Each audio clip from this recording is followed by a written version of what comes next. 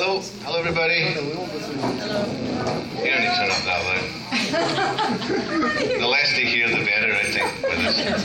This is the least talented part of the afternoon, everybody. A few jokes, as they tell you. I'm Aaron. I am Scottish and I am cheap.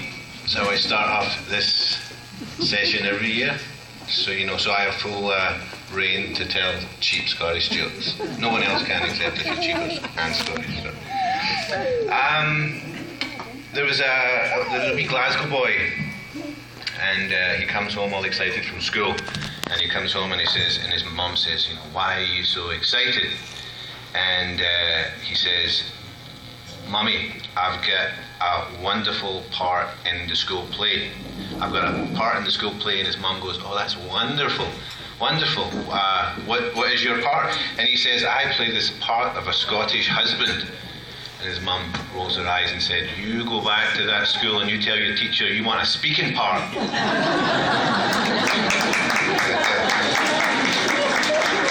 So, there was a wealthy Scotsman riding around in the Highlands one day, and he's in a limousine riding around, and he sees over in a field there's a couple of men eating grass in the field, and he tells the driver, he says, stop for a second. So pulls over, he rolls the window down, and he says to the men, he says, why are you eating grass on the side of the road here?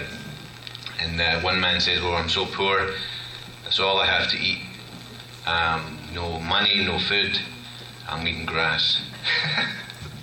So the other, he says to this man, the wealthy man says, come with me, you'll love my place, come with me. And he says, the man says, well, I have my friend here. Oh, and I have a wife and kids, they're over there underneath that tree. The wealthy man says, bring them, no problem. He talks to the other man and he says, are you doing the same thing? He says, yeah, I have no food.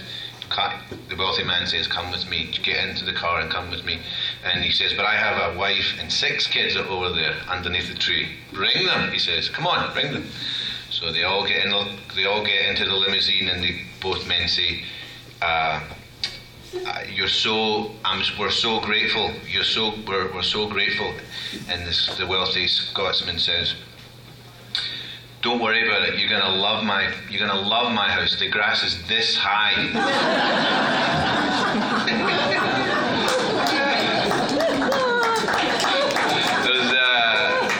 There's a story of a cow in Ireland. The town has a cow. A really small town has this cow, and it gives milk. All of a sudden, one day, it stops giving milk, and the people living in the town don't know what to do. So they hear they can get a really cheap cow in Scotland. So they go to Scotland. Sure enough, there's a cow there. They bring it back to Ireland, and everybody loves it. It gives milk every day, lots of milk, other stuff to do with milk and cows. They love it. Great. Then they have a great idea that they will breed the cow and get more cows, and everybody will be happy. So they get a bull, put it in the field, wait a few days, see if the romance happens. The bull, nothing happens. The bull, they don't understand this, so they see that when the bull approaches the cow wants nothing to do with the bull. If the bull comes from the left, cow will go to the right.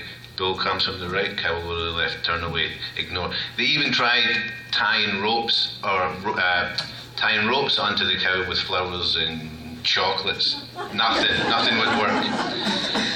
So they're frustrated, so they take it to this wise vet. And they say to the vet, they explain this to the vet, what's happening. Nothing will work. This bull and this cow, nothing's happening. So the vet thinks about it and he says, is this a Scottish cow? And the Irish folk are surprised and shocked. That's unbelievable. How did you know that? And the vet said, oh, well, my wife's from Scotland.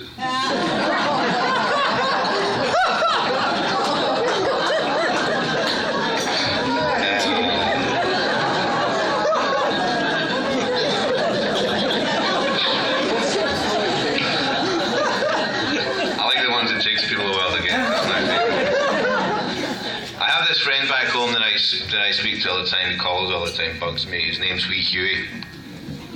And he tells me all about this stories where what he's been up to. So he was telling me the other day that he walked into an antique shop and he saw these set of antlers up on the wall, and he says to the man, "How much for the antlers?" And the man at the behind the counter says, £200.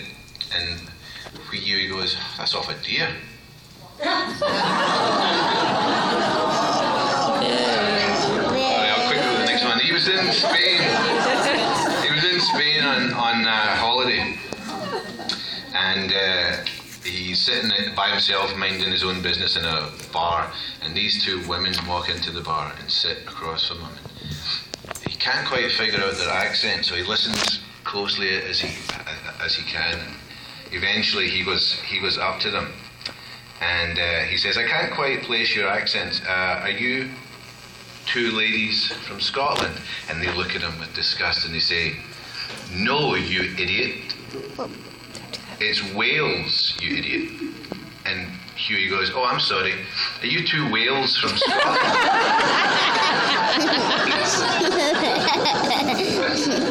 Yeah, he was good. When he was younger, he was a bit of an artist, and he wasn't very smart, but he was a really good artist, and he got a bit of a reputation.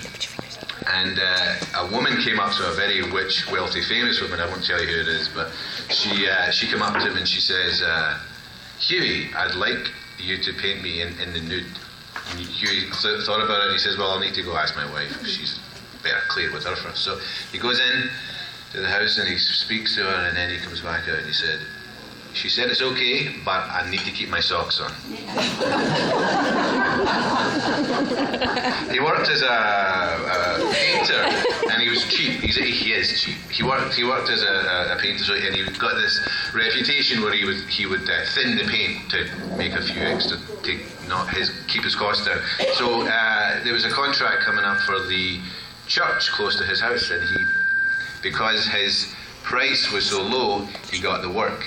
So starts work, he puts all the scaffolding up and he's painting, and even though it's a church, I'm sorry to say he painted it with this thin paint. So just when he's about to finish, he gets the whole thing done, and just as he's about to finish, there is a horrendous clap of thunder, and the sky opened up and rain poured down and washed all the paint off the walls. And lightning struck his scaffolding and he fell down, and all this is happening at the same time, and he fell down and he's lying in amongst the gravestones and the scaffolding and the puddles with the paint in it. And he looked up. He says, "Oh Lord, oh Lord." He knew this was a sign, and he says, "Oh Lord, forgive me. What should I do?" And a big voice from the heavens shook the building and says, "Repaint, repaint, and thin no more."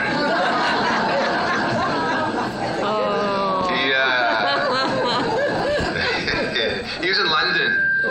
He was in London with friends, and he's walking along the road, and he saw this sign in a window: suits £5 each, shirts £2 each, trousers £2.50 each.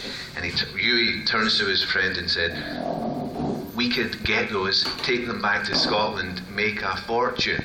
Suits and shirts and trousers are much more expensive up there. We could buy that and get." So Hughie says to his mate, let me do the talking when we go in here, because I don't want him to think I'm a cheap Scotsman who's going to take all these and make a fortune up in Scotland. So he walks in and he says, "Hello, my good man." He's trying to be all posh. "Hello, my good man. I'll take 50 suits at £5 each, 100 shirts at £2 each, and 50 pairs of trousers at £2.50 each."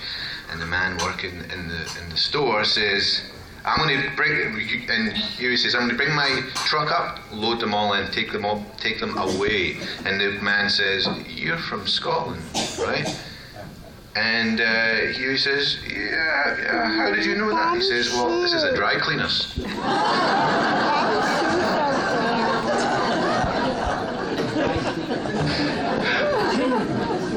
So he his walk, he likes to go for a walk, so he's walking up in the Highlands, and he sees this man bent over drinking out of the river, and he knows, Hughie goes walking there a lot, and he knows that just upstream a little bit, the cows use this river as a toilet. So Hughie shouts his thick accent, and he shouts, "Oh, don't do that. Coos are keeking in that." And the man shouts back, "Excuse me, I'm English. Speak English. I don't understand you." And Hughie looks back and goes, "Use both hands, you'll get more in it." Thank you very much.